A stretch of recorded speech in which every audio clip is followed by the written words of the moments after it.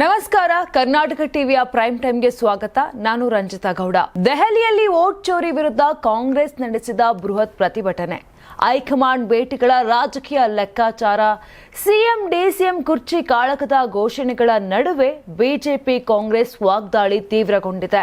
ಈ ನಡುವೆ ಉತ್ತರ ಪ್ರದೇಶ ಬಿಜೆಪಿಗೆ ಹೊಸ ರಾಜ್ಯಾಧ್ಯಕ್ಷರ ನೇಮಕ ಆಗಿದೆ.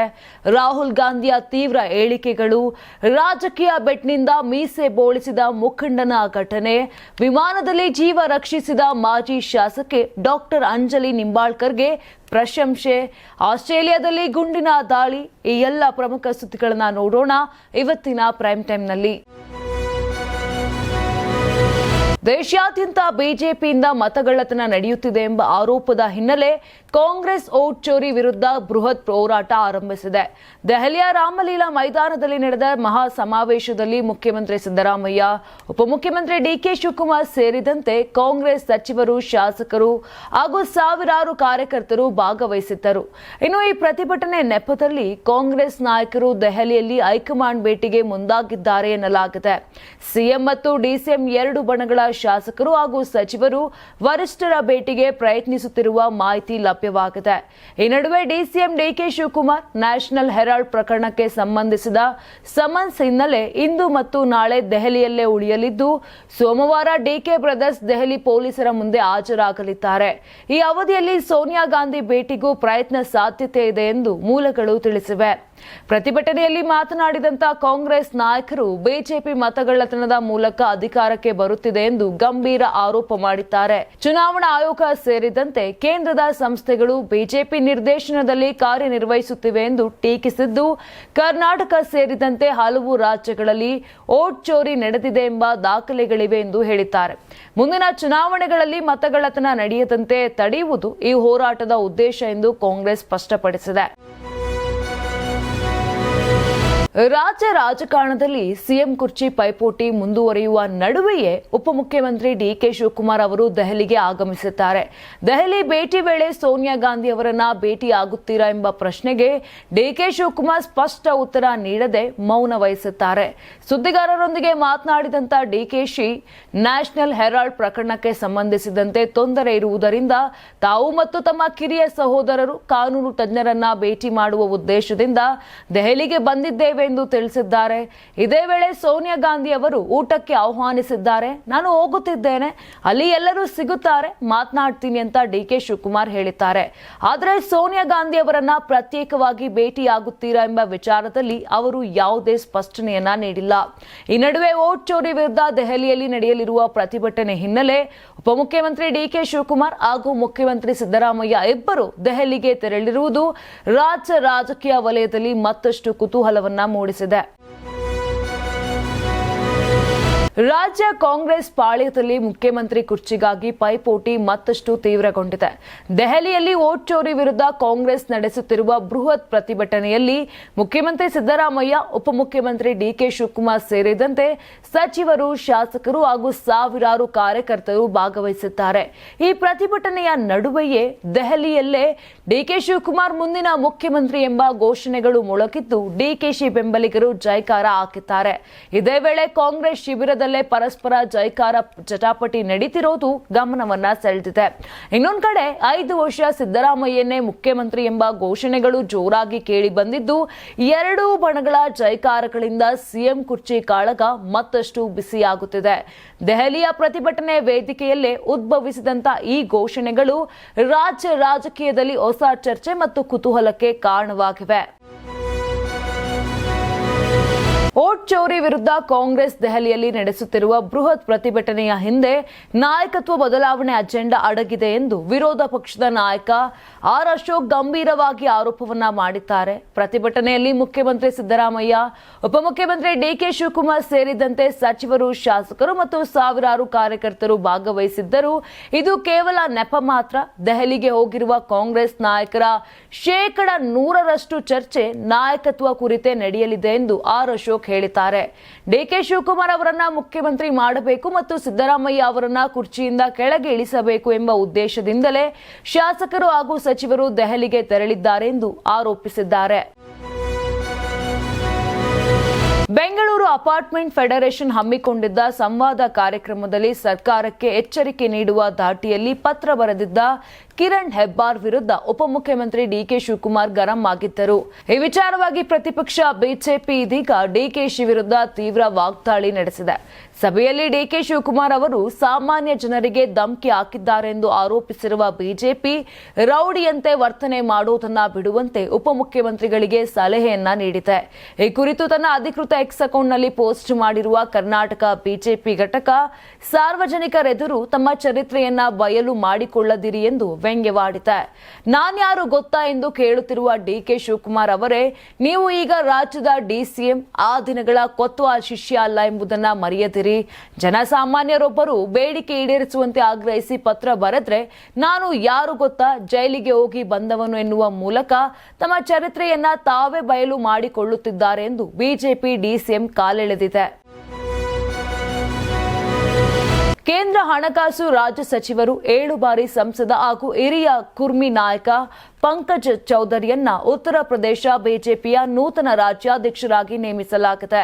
ಕೇಂದ್ರ ಸಚಿವ ಹಾಗೂ ಬಿಜೆಪಿ ಚುನಾವಣಾ ಉಸ್ತುವಾರಿ ಪಿಯೂಷ್ ಗೋಯಲ್ ಅವರು ಡಿಸೆಂಬರ್ 14ರಂದು ಅಂದ್ರೆ ಇಂದು ಈ ನೇಮಕಾತಿಯನ್ನ ಅಧಿಕೃತವಾಗಿ ಘೋಷಣೆಯನ್ನ ಮಾಡಿದ್ರು.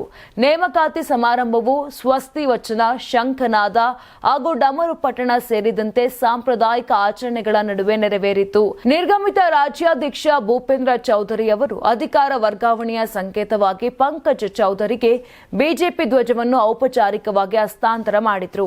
ಇದೇ ವೇಳೆ ಉತ್ತರ ಪ್ರದೇಶದ ರಾಷ್ಟ್ರೀಯ ಪರಿಷತ್ ಸದಸ್ಯರ ಚುನಾವಣೆಯನ್ನು ನಡೆಸಲಾಗಿದ್ದು, ಹಿರಿಯ ನಾಯಕರಾದ ರಾಜನಾಥ್ ಸಿಂಗ್, ಮುಖ್ಯಮಂತ್ರಿ ಯೋಗಿ ಆದಿತ್ಯನಾಥ್, ಉಪಮುಖ್ಯಮಂತ್ರಿ ಬ್ರಜೇಶ್ ಪಾಠಕ್ ಹಾಗೂ ಕೇಶವ್ ಪ್ರಸಾದ್ ಮೌರ್ಯ, ಭೂಪೇಂದ್ರ ಚೌಧರಿ, ಸ್ಮೃತಿ ಇರಾನಿ ಸೇರಿದಂತೆ ಒಟ್ಟು 120 ಹೊಸ ರಾಷ್ಟ್ರೀಯ ಮಂಡಳಿ ಸದಸ್ಯರನ್ನ ಆಯ್ಕೆ ಮಾಡಲಾಗಿದೆ. ಓಟ್ ಚೋರಿ ವಿರುದ್ಧ ದೆಹಲಿಯ ರಾಮಲೀಲಾ ಮೈದಾನದಲ್ಲಿ ನಡೆದ ಬೃಹತ್ ಸಮಾವೇಶವನ್ನು ಉದ್ದೇಶಿಸಿ ಮಾತನಾಡಿದಂತ ಲೋಕಸಭೆ ವಿಪಕ್ಷ ನಾಯಕ ರಾಹುಲ್ ಗಾಂಧಿ, ಪ್ರಧಾನಿ ನರೇಂದ್ರ ಮೋದಿ, ಗೃಹ ಸಚಿವ ಅಮಿತ್ ಶಾ ಹಾಗೂ ಆರ್ಎಸ್ಎಸ್ ವಿರುದ್ಧ ತೀವ್ರ ವಾಗ್ದಾಳಿಯನ್ನ ನಡೆಸಿದ್ರು. ನಾವು ಸತ್ಯದ ಬೆನ್ನಿಗೆ ನಿಂತು ಬಿಜೆಪಿ ಆರ್ಎಸ್ಎಸ್ ಸರ್ಕಾರವನ್ನ ದೇಶದಿಂದ ಹೊರಗೆ ಕಳಿಸುತ್ತೇವೆ, ಇದು ನನ್ನ ಗ್ಯಾರಂಟಿ ಎಂದು ರಾಹುಲ್ ಗಾಂಧಿ ಘೋಷಣೆಯನ್ನ ಮಾಡಿದ್ರು.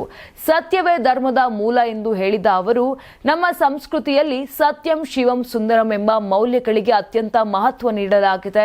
ಆದರೆ ಆರ್ಎಸ್ಎಸ್ ಸಿದ್ಧಾಂತದಲ್ಲಿ ಸತ್ಯಕ್ಕಿಂತ ಅಧಿಕಾರ ಮುಖ್ಯವಾಗಿದೆ. ಇಂದು ಸತ್ಯ ಮತ್ತು ಅಸತ್ಯದ ನಡುವೆ ಹೋರಾಟ ನಡೆಯುತ್ತಿದೆ. ನಾವು ಸತ್ಯದ ಜೊತೆ ನಿಂತಿದ್ದೇವೆ. ಅದೇ ಶಕ್ತಿಯಾಗಿ ಬಿಜೆಪಿ ಸರ್ಕಾರವನ್ನು ಅಧಿಕಾರದಿಂದ ಕೆಳಗಿಳಿಸುತ್ತೇವೆ ಎಂದು ಗಾಂಧಿ ಹೇಳಿದರು. ಇಂದು ಅವರ ಕೈಯಲ್ಲಿ ಅಧಿಕಾರ ಇರಬಹುದು, ಆದರೆ ಅಧಿಕಾರ ಕಳೆದುಕೊಂಡ ನಂತರ ಅವರ ಧೈರ್ಯ ಏನಾಗುತ್ತದೆ ಎಂಬುದನ್ನ ಇಡೀ ದೇಶವೇ ನೋಡಲಿದೆ ಎಂದು ರಾಹುಲ್ ಗಾಂಧಿ ಎಚ್ಚರಿಸಿದರು. ಕೇರಳ ಸ್ಥಳೀಯ ಸಂಸ್ಥೆಗಳ ಚುನಾವಣೆಯಲ್ಲಿ ಇತಿಹಾಸ ರಚನೆಯಾಗಿದೆ. ಆಡಳಿತಾರೂಢ ಎಲ್ಡಿಎಫ್ ನೆಲಕಚ್ಚಿದೆ. ಯುಡಿಎಫ್ ಭರ್ಜರಿ ಗೆಲುವು ಸಾಧಿಸಿದೆ. ಇಷ್ಟೇ ಅಲ್ಲ, ಇದೇ ಮೊದಲ ಬಾರಿಗೆ ತಿರುವನಂತಪುರಂ ಕಾರ್ಪೊರೇಷನ್ ಬಿಜೆಪಿ ಪಾಲಾಗಿದೆ. ಹಲವು ವಾರ್ಡ್ಗಳಲ್ಲಿ ಬಿಜೆಪಿ ಗೆಲುವು ದಾಖಲಿಸಿ ಇತಿಹಾಸವನ್ನ ರಚಿಸಿದೆ. ಇದರ ನಡುವೆ ಮತ್ತೊಂದು ವಿಶೇಷ ಘಟನೆ ನಡೆದಿದೆ.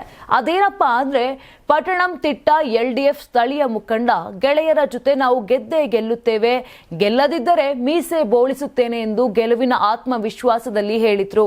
ಆದರೆ ಪಟ್ಟಣಂತಿಟ್ಟದಲ್ಲಿ ಎಲ್ಡಿಎಫ್ ಸೋಲು ಕಂಡಿದೆ. ಗೆಳೆಯರ ಕಾರ್ಯಕರ್ತರ ಮುಂದೆ ಮಾಡಿದ್ದ ಶಪಥ ಈಡೇರಿಸುವ ಒತ್ತಾಯ ತೀವ್ರಗೊಳ್ಳುತ್ತಿದ್ದಂತೆ ಮುಖಂಡ ತನ್ನ ಮೀಸೆ ಬೋಳಿಸಿದ ಘಟನೆ ನಡೆದಿದೆ. ಪ್ರಚಾರದ ವೇಳೆ ಜೋಶ್ನಲ್ಲಿ ಆಪ್ತರ ಬಳಗದ ಜೊತೆ ಬೆಟ್ ಕಟ್ಟಿದ್ದರು. ಆದರೆ ಗೆಳೆಯರು ಆಪ್ತರು ಈ ಬಾರಿ ಎಲ್ಡಿಎಫ್ ಸೋಲು ಕಾಣಲಿದೆ ಎಂದು ಕೀಚಾಯಿಸಿದ್ದಾರೆ. ಇಷ್ಟಕ್ಕೆ ರೊಚ್ಚಿಗೆದ್ದ ಬಾಬು ವರ್ಗೀಸ್ ಸೋತರೆ ಮೀಸೆಯನ್ನ ಬೋಳ್ಸ್ಕೊಳ್ತೀನಿ ಅಂತ ಹಲವು ಬಾರಿ ಹೇಳಿದ್ದಾರೆ. ಆದರೆ ಪಟ್ಟಣಂತಿಟ್ಟ ಮಾತ್ರವಲ್ಲ, ಬಹುತೇಕ ಕಡೆ ಎಲ್ಡಿಎಫ್ಗೆ ಸೋಲಾಗಿದೆ. ಈ ಸೋಲಿನ ಬೆನ್ನಲ್ಲೇ ಬಾಬು ವರ್ಗೀಸ್ ಬಳಿ ಆಪ್ತರು, ಗೆಳೆಯರು ಬೆಟ್ ಮಾಡಿ ಹೇಳಿದ್ದ ಮಾತು ಉಳಿಸಿಕೊಳ್ಳುವಂತೆ ಸೂಚಿಸಿದ್ದಾರೆ. ಇದರ ಬೆನ್ನಲ್ಲೇ ಬಾಬು ವರ್ಗೀಸ್ ಮೀಸೆ ಬೋಳಿಸಿ ಮಾತು ಉಳಿಸಿಕೊಂಡಿದ್ದಾರೆ.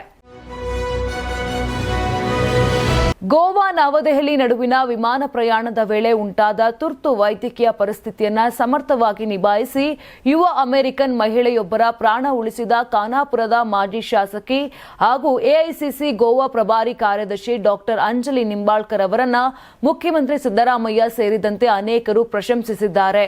ಈ ಕುರಿತು ಸಾಮಾಜಿಕ ಜಾಲತಾಣ ಎಕ್ಸ್ನಲ್ಲಿ ಪೋಸ್ಟ್ ಮಾಡಿರುವ ಮುಖ್ಯಮಂತ್ರಿ ಸಿದ್ದರಾಮಯ್ಯ, ಅಂಜಲಿ ನಿಂಬಾಳ್ಕರ್ ಅವರು ತುರ್ತು ಪರಿಸ್ಥಿತಿಯಲ್ಲಿ ಅಮೆರಿಕನ್ ಮಹಿಳೆಗೆ ಸಿಪಿಆರ್ ನೀಡಿ ನೀಡಿ ಪ್ರಾಣ ಉಳಿಸಿದ ವಿಚಾರ ಕೇಳಿ ಹೆಮ್ಮೆ ಆಯಿತು. ವೈದ್ಯ ವೃತ್ತಿಯಿಂದ ಸಕ್ರಿಯ ರಾಜಕೀಯದಲ್ಲಿದ್ದರೂ ಸಕಾಲದಲ್ಲಿ ರೋಗಿಯ ನೆರವಿಗೆ ಧಾವಿಸಿದ ಅವರ ಸೇವಾ ಮನೋಭಾವ ಮತ್ತು ಸಮಯ ಪ್ರಜ್ಞೆ ಅತ್ಯಂತ ಶ್ಲಾಘನೀಯ. ಅಧಿಕಾರವಿರಲಿ ಇಲ್ಲದಿರಲಿ ಜನಸೇವೆ ಎಂದಾಗ ಪ್ರತಿಫಲಾಪೇಕ್ಷೆ ಇಲ್ಲದೆ ನೆರವಾಗುವ ಅಂಜಲಿಯವರಂತಹ ಸಮಾಜಕ್ಕೆ ಮಾದರಿ ಎಂದು ಪ್ರಶಂಸಿಸಿದ್ದಾರೆ.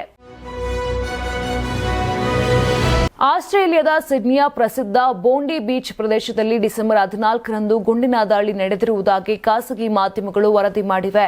ಈ ಘಟನೆಯಲ್ಲಿ ಹಲವು ಮಂದಿ ಸಾವನ್ನಪ್ಪಿದ್ದಾರೆಂದು ಹೇಳಲಾಗುತ್ತಿದ್ದು, ಪ್ರಕರಣಕ್ಕೆ ಸಂಬಂಧಪಟ್ಟಂತೆ 2 ಶಂಕಿತರನ್ನ ಪೊಲೀಸರು ವಶಕ್ಕೆ ಪಡೆದಿದ್ದಾರೆ ಎನ್ನಲಾಗಿದೆ. ಘಟನೆಯ ನಿಖರ ವಿವರಗಳನ್ನು ಪೊಲೀಸರು ಇನ್ನೂ ಕೂಡ ಅಧಿಕೃತವಾಗಿ ದೃಢಪಡಿಸಿಲ್ಲ.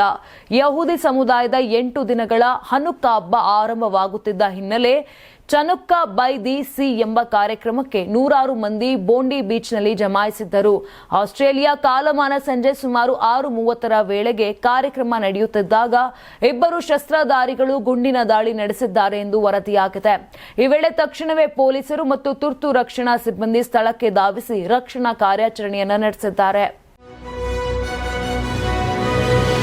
ನೋಡಿದ್ರಲ್ಲ, ಇದಿಷ್ಟು ಇವತ್ತಿನ ಪ್ರೈಮ್ ಟೈಮ್ನ ಪ್ರಮುಖ ಸುದ್ದಿಗಳಾಗಿತ್ತು. ನಾಳೆ ಮತ್ತೆ ಇದೇ ರೀತಿಯಾಗಿ ಪ್ರಮುಖ ಸುದ್ದಿಗಳೊಂದಿಗೆ ಪ್ರೈಮ್ ಟೈಮ್ನಲ್ಲಿ ಭೇಟಿಯಾಗೋಣ. ನೋಡ್ತಾ ಇರಿ ಕರ್ನಾಟಕ ಟಿವಿ, ಇದು ಕನ್ನಡಿಗರ ಧ್ವನಿ.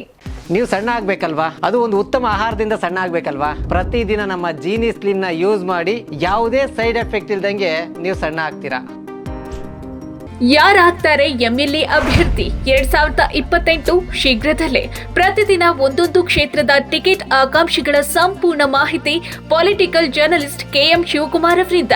ಕರ್ನಾಟಕದ ನಂಬರ್ 1 ಡಿಜಿಟಲ್ ಮೀಡಿಯಾ ನಿಮ್ಮ ನೆಚ್ಚಿನ ಕರ್ನಾಟಕ ಟಿವಿಯಲ್ಲಿ ಮಾತ್ರ.